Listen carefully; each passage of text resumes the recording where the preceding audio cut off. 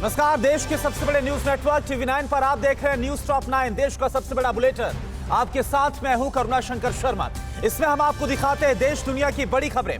News top 9 में सबसे पहले बात आर्मेनिया और अजरबैजान के बीच चल रही महाजंग की। आर्मेनिया अजरबैजान की जंग के बीच कैसे बढ़ा वर्ल्ड वॉर का खतरा। अजरबैजान ने आर्मेनिया के कितने ठिकानों को बनाया निशाना और नागोर्नो काराबाख को अजरबैजान के राष्ट्रपति ने क्या दावा किया है। जंग से जुड़ी इस वक्त की बड़ी खबरें कौन सी हैं? न्यूज टॉप 9 विध्वंसक महायुद्ध में आप देखिए। आर्मेनिया और अजरबैजान के बीच 25वें दिन लगातार जंग जारी है। जंग में अब तक 60,000 से ज्यादा लोगों की जान जा चुकी है। आर्मेनिया और अजरबैजान की सेनाएं नागोर्नो काराबाख में भारी बमबारी कर रही हैं। दोनों देश एक दूसरे पर मिसाइलों और रॉकेटों से हमला कर रहे हैं। बारूदी हमले में भारी तबाही हुई है। आर्मेनिया अजरबैजान की जंग में रूस की एंट्री हो गई है। रूस की सेना नागोर्नो काराबाख पहुंच गई है। रूसी सैनिकों को गोरिस के इलाके में पहाड़ों पर देखा गया है। रूस ने पहले ही कहा है कि अगर अजरबैजान ने आर्मेनिया की सीमा में हमला किया तो रूस सीधे जंग में शामिल होगा। अजरबैजान की सेना नागोर्नो काराबाख में आर्मेनिया की फौज पर घातक एयर स्ट्राइक कर रही है। अजरबैजान ने आर्मेनिया के कई इलाकों को ड्रोन और रॉकेट से निशाना बनाया। इस घातक हमले में चंद सेकंड में आर्मेनिया का आर्मी बेस तबाह हो गया। हमले में आर्मेनिया के सैकड़ों सैनिक मारे गए। अजरबैजान ने नागोर्नो काराबाख के गुब्दली इलाके में आर्मेनिया और नागोर्नो काराबाख की सेना को निशाना बनाया। अजरबैजान की सेना ने दुश्मन को निशाना बनाकर MLRS से भयानक हमला किया। इस हमले में आर्मेनिया की फौज को बड़ा नुकसान पहुंचा है। आर्मेनिया ने अजरबैजान के शहर टर्टर में कॉटन फैक्ट्री पर जोरदार हमला किया। इस भारी आर्टिलरी हमले में कॉटन फैक्ट्री तबाह हो गई। हमले के बाद पूरे इलाके में आग और धुएं का गुबार देखा गया। आर्मेनिया ने यह हमला अजरबैजान की तरफ से अपने शहरों को निशाना बनाए जाने के बाद किया। अजरबैजान ने कहा है कि जंग में उसने अब तक आर्मेनिया के 4 S-300 एयर डिफेंस सिस्टम को तबाह कर दिया है। आर्मेनिया को ये एयर डिफेंस सिस्टम रूस से मिले हैं। अजरबैजान का आरोप है कि रूस लगातार आर्मेनिया को हथियार मुहैया करा रहा है। आर्मेनिया का दावा है कि उसने नागोर्नो काराबाख में अजरबैजान के बड़े हमले को नाकाम कर दिया है। आर्मेनिया का दावा है कि उसके एयर डिफेंस सिस्टम ने अजरबैजान के हरूप ड्रोन समेत दूसरे सैन्य साजो सामान को तबाह कर दिया है। आर्मेनिया का आरोप है कि अजरबैजान तुर्की और इजराइल से मिले हथियारों का इस्तेमाल कर रहा है। अजरबैजान ने दावा किया है कि उसने गांजा शहर पर किए गए आर्मेनिया के हमले को नाकाम कर दिया है। अजरबैजान का दावा है कि आर्मेनिया के UAV गांजा शहर को निशाना बनाने निकले थे, लेकिन उसके एयर डिफेंस सिस्टम ने आर्मेनिया के UAV को मार गिराया। अजरबैजान ने नागोर्नो काराबाख में कई इलाकों पर कब्जा कर लिया है। अजरबैजान के राष्ट्रपति इल्हाम अलीयेव ने कहा कि हमारी सेना रोज नए इलाकों को जीत रही है। अलीयेव ने कहा कि अजरबैजान पूरे नागोर्नो काराबाख को आर्मेनिया से मुक्त कराएगा। पुलिस स्मृति दिवस पर शहीदों को सम्मान दिया जाएगा। कहां पर सेना ने दिखाई अपनी दरियादिली और ज्योतिरादित्य सिंधिया से क्यों लिपट कर रोई इमरती देवी। कहां पर तेल के कुएं में लगी भीषण आग। देश किस वक्त की बड़ी खबरें कौन सी? न्यूज टॉप 9 भारतवर्ष में आप देखिए। गृह मंत्री अमित शाह आज पुलिस स्मृति दिवस के मौके पर होने वाले कार्यक्रम में शामिल होंगे और शहीद पुलिस कर्मियों को श्रद्धांजलि देंगे। पुलिस स्मृति दिवस हर साल 21 अक्टूबर बहादुर पुलिस कर्मियों की याद में मनाया जाता है। यूपी के लखनऊ में भी पुलिस लाइन में पुलिस स्मृति दिवस परेड का आयोजन किया जाएगा। दक्षिण कश्मीर के पुलवामा की हरिकोपरा में आतंकियों और सुरक्षा बलों के बीच हुई मुठभेड़ के दौरान का वीडियो सामने आया है। वीडियो में सेना आतंकी नाजिम की मां से उसे सरेंडर करवाने की अपील करवा रही है। कश्मीर में आतंकियों के खिलाफ सेना का जोरदार ऑपरेशन चल रहा है, जिसमें चुन चुनकर आतंकियों का सफाया किया जा रहा है। उत्तर प्रदेश सरकार की सिफारिश पर TRP में कथित हेराफेरी मामले की जांच CBI ने शुरू कर दी है। CBI ने अज्ञात लोगों के खिलाफ केस दर्ज किया है। लखनऊ के रहने वाले कमल शर्मा की शिकायत पर धोखाधड़ी आपराधिक साजिश की धाराओं के तहत केस दर्ज हुआ है। प्रधानमंत्री मोदी ने देश को संबोधित करते हुए कहा कि लॉकडाउन खत्म हुआ, लेकिन कोरोना वायरस अभी भी मौजूद है। PM ने कहा कि जब तक दवाई नहीं आती तब तक किसी को ढिलाई नहीं बरतनी चाहिए। सभी के लिए मास्क, 2 गज की दूरी और हाथ धोना जरूरी है। हालांकि दुनिया के संपन्न देशों की तुलना में भारत में रिकवरी रेट अच्छा है। हैदराबाद में बाढ़ के कहर का वीडियो सामने आया है। शहर के चंद्रायनम गुट्टा इलाके के एक मकान में आधी रात को एक मकान की पार्किंग और ड्राइंग रूम में पानी भर गया। CCTV फुटेज में दिख रहा है कि घर में रखा सामान तैरने लगा। शहर में भारी बारिश के बाद कई इलाकों के घरों में पानी घुस गया है। प्रोफेसर रामगोपाल यादव आज समाजवादी पार्टी की ओर से नामांकन करेंगे। पार्टी ने उन्हें राज्यसभा के लिए उम्मीदवार बनाया है। नामांकन करने के लिए रामगोपाल आज ही लखनऊ पहुंचेंगे। यूपी में राज्यसभा के 10 सदस्यों का कार्यकाल 25 नवंबर को खत्म होना है। इन सभी सीटों पर 9 नवंबर को चुनाव कराए जाएंगे।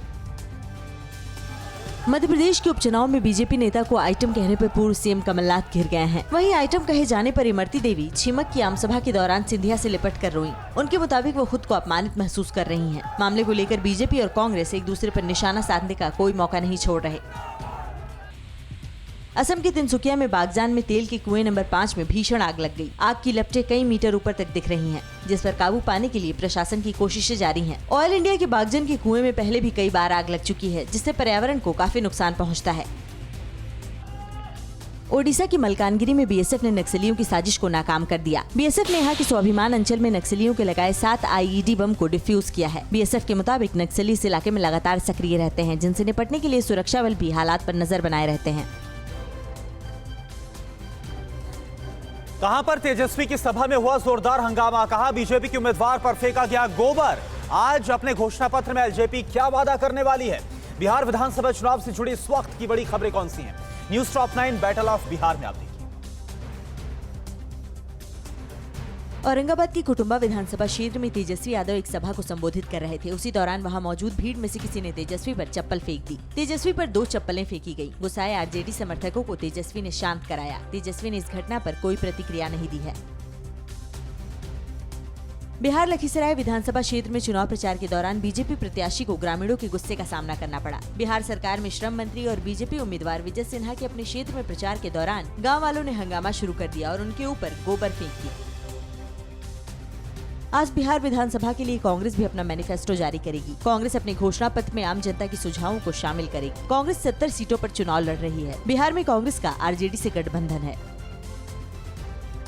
बिहार विधानसभा चुनाव को लेकर एलजेपी के अध्यक्ष चिराग पासवान आज अपनी पार्टी का घोषणा पत्र जारी करेंगे। एलजेपी ने 4 लाख बिहार के लोगों के सुझाव से बिहार फर्स्ट नाम से विजन डॉक्यूमेंट तैयार किया है। इस विजन डॉक्यूमेंट के साथ चिराग पासवान अपनी पार्टी के चुनाव प्रचार की शुरुआत करेंगे। बिहार चुनाव में रैलियों पर एक दूसरे के हमले के साथ साथ सोशल मीडिया पर भी जंग तेज हो गई है। लालू यादव ने ट्वीट कर सीएम नीतीश पर निशाना साधा, तो बीजेपी ने लालू राज की डिक्शनरी ट्वीट कर तंज कसा। बीजेपी ने ट्वीट कर कहा कि लालू राज में क से क्राइम, ख से खतरा, र से रंगदारी, ज से जंगल राज होता था, अब इसे लागू नहीं होने देंगे।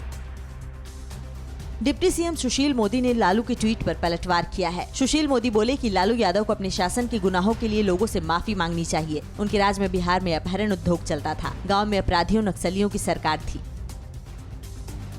नीतीश कुमार ने गोपालगंज की एक जनसभा में लालू राबड़ी पर जमकर हमला किया। गोपालगंज में एक रैली के दौरान नीतीश कुमार ने लालू राज की गुंडा राज पर तंज कसते हुए बोला कि उनके राज में शाम 5 बजे के बाद कोई बाहर नहीं निकलता था। गोपालगंज लालू का होम डिस्ट्रिक्ट है।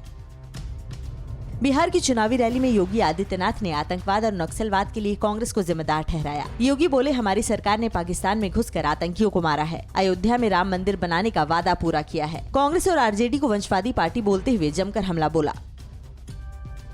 मधेपुरा से लोजपा प्रत्याशी साकार यादव ने अपने नामांकन के बाद नीतीश कुमार पर हमला बोला और विकास की हकीकत को दिखाने के लिए वहां एक नाले में घुस गए। दरअसल नामांकन के बाद पैदल यात्रा के दौरान एक खुले नाले को देखकर नीतीश की विकास की पोल खोलने के लिए वे नाले में घुस गए। कहां पर हुआ 2 नवंबर से स्कूल को खोलने का ऐलान, कहां पर सड़क पर खुलेआम की कुल्हाड़ी से हत्या और कोलकाता में ट्रांसजेंडर्स ने की दुर्गा पूजा। अन्य राज्यों की इस वक्त की बड़ी खबरें कौन सी है? न्यूज टॉप 9 अन्य राज्य में आपके।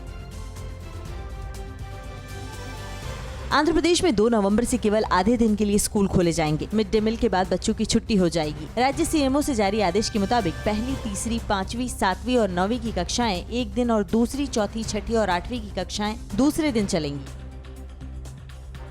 दिल्ली सरकार प्रदूषण को कम करने के लिए आज से 15 नवंबर के बीच दिल्ली की 100 रेड लाइट पर रेड लाइट ऑन गाड़ी ऑफ अभियान की शुरुआत कर रही है। दिल्ली सरकार में पर्यावरण मंत्री गोपाल राय आज आईटीओ पर इसको लेकर दौरा करेंगे। दिल्ली में वाहनों से होने वाले प्रदूषण को कम करने के लिए ये कदम उठाया गया है।